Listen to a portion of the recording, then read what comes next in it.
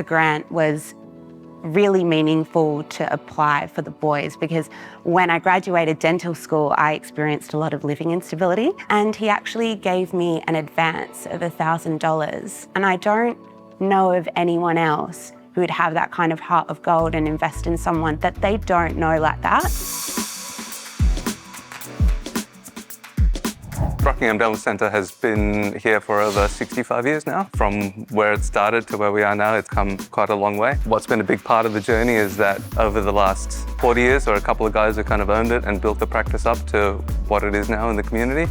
And then there was a bit of a gradual change between when I started working for them and then bought into it and then sold half of it. It's been a bit of a journey along that process, but we've been able to grow it and really kind of keep the reputation and keep the type of dentistry modern and unique to the area. I think we've got very similar values in terms of community spirit and like just making sure that, you know, our team's taken care of and things like that. We're not scary.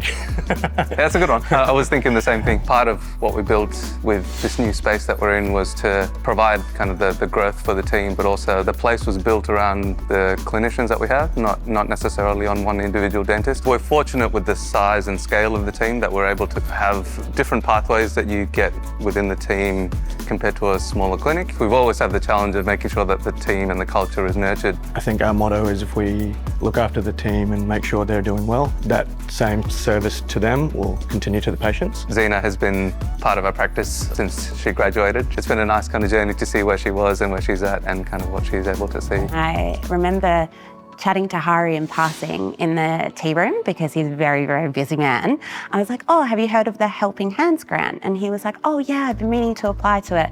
And at this point, after working with Hari for about 3 years, the man is amazing, but he has so many things going at the same time. So I was like, I don't think he's done this, so I'm just gonna do it. The grant was really meaningful to apply for the boys because when I graduated dental school, I experienced a lot of living instability. When I remember I had to work a triple shift to even pay for my APRA registration. It's a lot of expense for a dental student. I remember I was talking to Hari on the phone and he was like, when's your APRA registration coming through? I'm like, hopefully soon.